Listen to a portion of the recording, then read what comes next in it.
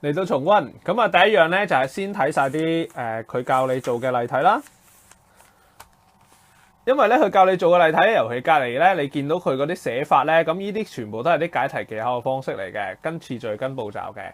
咁所以咧最好咧就係睇一次，咁會幫到你去夠解題嘅。咁你試下學下寫啲符號，因為如果咧即係如果你只係要攞2嘅話咧，其實呢啲符號咧你唔使點樣寫咧，你要攞2又唔難嘅，你識計。但係如果你想攞5甚至乎想擲星咧，咁佢其中嘅一個標準咧，佢就係要睇下你識唔識得運用啲數學符號，同埋你清唔清晰嘅。咁所以咧，你係需要學佢咁樣咧，運用啲數學符號咧，攞出嚟答下嗰個考官嘅。見到佢不斷咧都係用啲數學符號去答佢嘅，咁所以咧我哋都要學下。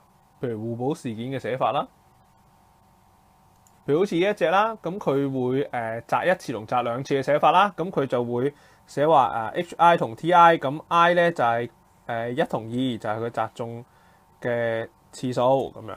咁所以咧你見到咧佢度有 HI H1 同 T2 咁樣 H1 T2 咁樣，咁呢邊 H1 T2 T1 H2 咁樣咁去計算。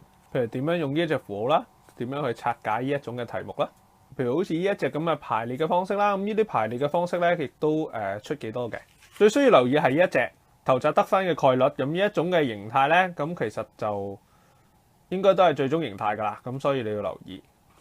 而最需要留意嘅係呢一個位置，我打咗星㗎啦。咁就係咧符合 A 結果嘅次數，咁即係話咧佢4次中就6次就冇分咁樣去揾。咁符合 A 嘅結果咧就係 C10嘅4。咁用翻個組合符號咧去計算，咁所以咧就會好快就計到，唔使你自己去逐個組合啊寫出嚟咁樣。留意下呢種題目啦，咁如果你仲記得計概率嘅話咧，你就會記得咧呢個係幾何概率嗰個計法。咁我哋要將佢揾翻啦嚇，中1次嘅概率啦，中1區域嘅概率啦，中2區域嘅概率啦。